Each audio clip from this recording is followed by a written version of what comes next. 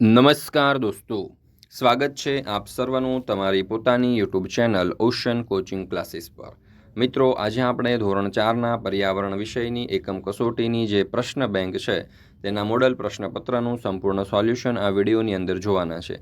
અત્યાર સુધીની જેટલી પણ એકમ કસોટીઓ લેવાય છે તે બધી જ એકમ કસોટીઓના સંપૂર્ણ સોલ્યુશનના વિડીયો અને પીડીએફ બંને આપણી એપ્લિકેશન ઉપર મુકાઈ ચૂકી છે, તો જરૂરથી આ પીડીએફનો અભ્યાસ કરી લેજો। આ પીડીએફ જે છે તે મેળવી લેજો અને તારીખ 6/1/2024ના રોજ જે ઓરિજિનલ એકમ કસોટી છે તેના વિડીયો અને પીડીએફ પણ આપણી ચેનલ ઉપર 6/1/2024ના રોજ મુકાઈ જશે, તો જરૂરથી તેનો પણ અભ્યાસ કરી લેજો। 6/1/2024ના રોજ ધોરણ 4ના પર્યાવરણ વિષયની આ જે એકમ કસોટી છે તેનું જે પ્રશ્ન બેંક છે તે પાઠ નંબર 14, 15 અને 16માંથી લેવામાં આવનાર છે, જેના કુલ ગુણ છે 25। એમાં પ્રશ્ન નંબર 1, નીચેના પ્રશ્નોના જવાબ લખો, જેના કુલ 5 માર્ક્સ। એમાં પહેલો સવાલ, તમારા વિસ્તારમાં કયા કયા પાક થાય છે? તો ઉત્તર, અમારા વિસ્તારમાં મગફળી, કપાસ, બાજરી, ઘઉં, ચણા, તુવેર, વરિયાળી વગેરે શાકભાજી થાય છે। બીજું, પરિવારના વ્યવસાયમાં ઘરના કેટલા સભ્યો મદદ કરે છે? તો પરિવારના વ્યવસાયમાં ઘરના 4 સભ્યો મદદ કરે છે। ત્રીજું, પહેલાંના સમયમાં ખેતી કામમાં કયા ઓજારોનો ઉપયોગ કરવામાં આવતો હતો? તો પહેલાંના સમયમાં હળ, કોદાળી, પાવડા, ખુરપી, બળદ જેવા ઓજારોનો ઉપયોગ કરવામાં આવતો હતો। ચોથો સવાલ, પક્ષી માળો કેમ બનાવતા હશે? તો પક્ષીઓ ઈંડા મૂકવા અને બચ્ચાની સુરક્ષા માટે માળો બનાવે છે।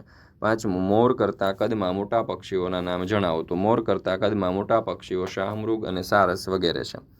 ત્યાર પછી પ્રશ્ન નંબર 2, મને ઓળખો। એમાં પહેલું, હું પાંદડા સીવીને માળો બનાવું છું, તો દરજીડો। બીજું, મારો માળો થોરના કાંટાઓમાં અથવા તો મહેંદીની વાડમાં જોવા મળે છે, તો કબૂતર। ત્રીજું, મારો માળો ઝાડની ટોચ ઉપર હોય છે, તો કાગડો। અને ચોથું, મને ઓળખો, મારો માળો આવો હોય છે, તો જવાબ આવશે સુગરી। મોર કરતાં કદમાં મોટા પક્ષીઓના નામ જણાવો? તો એમાં આવશે શાહમૃગ અને સારસ વગેરે। ત્યાર પછી પ્રશ્ન નંબર 3, કોઈ પણ 2 પક્ષીઓ વિશે જોડકણા લખો। તો જો ચાંચ મારી ખૂબ તીણી છે, ચાંચની સોય જ વાપરું છું, પાંદડા સીવી ઘર બનાવું છું, હું અનોખું પંખી કહેવાઉં છું, લખો હું કોણ છું? તો દરજીડો। બીજું, ઝાડના થડને કાણું કરું, છુપાયેલા કીડાથી પેટ ભરું, આખો દિવસ ટક ટક ટક ટક કરું, લાકડું ખોદવાનું હું કામ કરું, લખો હું કોણ છું? તો લક્કડ ખોદ અથવા તો કંસારો। મિત્રો, તારીખ 6/1/2024ના રોજની ધોરણ 4ની પર્યાવરણ વિષયની જે એકમ કસોટી છે તેના ઓરિજિનલ પ્રશ્ન બેંકના સંપૂર્ણ સોલ્યુશનના વિડીયો અને પીડીએફ બંને આપણી આ ચેનલ ઉપર મુકાઈ જશે। અને આ પીડીએફ જે છે વોટ્સઅપ ઉપર જો તમારે જોઈતી હોય તો નંબર આપણને આપેલો છે 7046222254। આ નંબર ઉપર તમે કોન્ટેક્ટ કરી અને આ ઓરિજિનલ પ્રશ્ન બેંકના સંપૂર્ણ સોલ્યુશનની પીડીએફ તમે મેળવી શકો છો। અને અત્યાર સુધીની જેટલી પણ એકમ કસોટીઓ લેવાઈ છે તે બધી જ એકમ કસોટીઓના સોલ્યુશનની પીડીએફો પણ અહીંથી તમે મેળવી શકશો। ચાલો મિત્રો, તો અહીંયા તમારા માટે એક સરસ મજાની જાહેરાત છે કે આપણે ઓશન કોચિંગ ક્લાસીસ નામની એક જબરજસ્ત એપ્લિકેશન લોન્ચ કરેલી છે। આ એપ્લિકેશનની અંદર તમે ધોરણ 3થી 12ના બધા જ વિષયના તમામ પ્રકારના સોલ્યુશનની પીડીએફનો અભ્યાસ કરી શકો છો, જેમ કે દરેક પાઠની સમજૂતીના સોલ્યુશન, સ્વાધ્યાયના સોલ્યુશન, સ્વાધ્યાયન પોથી, ગાલા સ્વાધ્યાય પોથી, એકમ કસોટીની ઓરિજિનલ પ્રશ્ન બેંક, અસાઇનમેન્ટ, પ્રથમ દ્વિતીય વાર્ષિક પરીક્ષાના પ્રશ્નપત્ર અને બીજા તમામ પ્રકારના સંપૂર્ણ સોલ્યુશનની પીડીએફ અહીંથી તમે મેળવી શકશો, તો જરૂરથી તેનો અભ્યાસ કરી લેજો। ત્યાર પછી છે પ્રશ્ન નંબર 4, તફાવત આપો, જેના કુલ 3 માર્ક છે। પહેલું, પહેલાંના સમયની ખેતી અને અત્યારના સમયની ખેતી। તો જોઈએ તફાવત, જૂના સમયમાં ખેતી સિંચાઈની સુવિધાઓ ઓછી હતી, અત્યારના સમયની ખેતીમાં સિંચાઈની સુવિધાઓનો વધારો થયો છે। જૂના સમયમાં ખેતીમાં પરંપરાગત ઓજારોનો જ ઉપયોગ કરવામાં આવતો હતો, આધુનિક સમયની ખેતીમાં આધુનિક સાધનોનો ઉપયોગ કરવામાં આવે છે। બિયારણો, ખાતરો વગેરે પરંપરાગત વપરાતા હતા, બિયારણો અને ખાતરોમાં નવા સંશોધનો થયા છે તે વપરાય છે। પ્રશ્ન નંબર 5, નીચે આપેલા ફકરાના આધારે તેની નીચે આપેલા પ્રશ્નોના જવાબ આપો। તો અહીંયા તમે જોઈ શકો છો આપણને એક સરસ મજાનો પેરેગ્રાફ આપવામાં આવેલો છે। પેરેગ્રાફ ઉપરથી જોઈએ આપણે પહેલો સવાલ, શાકભાજીને પાણી શા માટે છાંટવામાં આવે છે? તો પાણી છાંટવાથી શાકભાજી તાજા રહે છે।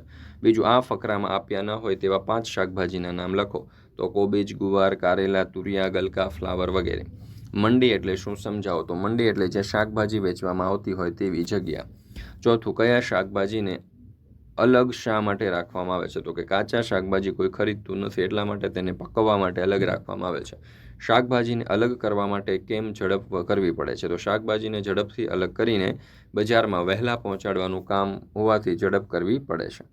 પ્રશ્ન નંબર 6, નીચે જેવા પગ ધરાવતા પક્ષીઓના નામ લખો। ચાલો તો અહીંયા જે પગ છે તે બાજ અથવા સમડીના હોય છે, આવા બતકના હોય છે, આ કંસારાના છે, આ ટીટોડીના લાંબા પગ છે અને કબૂતરના છે. મિત્રો આપણી આ ચેનલ ઉપર અત્યાર સુધીની જેટલી પણ એકમ કસોટીઓ લેવાય છે તે બધી જ એકમ કસોટીઓના સંપૂર્ણ સોલ્યુશનના એટલે કે ઓરિજિનલ એકમ કસોટીઓના પ્રશ્ન બેંક જે હોય છે એમના વિડીયો અને પીડીએફ બંને મુકાઈ ચૂક્યા છે. લિંક તમને નીચે ડિસ્ક્રિપ્શન બોક્સની અંદર મળી જશે. જરૂરથી અભ્યાસ તેનો કરી લેજો. અને 6/1/2024ના રોજ જે પર્યાવરણ વિષયની ઓરિજિનલ પ્રશ્ન બેંક છે તેના સોલ્યુશન પણ તમે મેળવી શકશો વિડીયો અને પીડીએફ બંને સ્વરૂપે. લિંક ડિસ્ક્રિપ્શન બોક્સની અંદર મળી જશે. જરૂરથી અભ્યાસ કરી લેજો. તમારા દોસ્તો મિત્રો સગા સંબંધીઓને પણ આ જરૂરથી જાણ કરજો.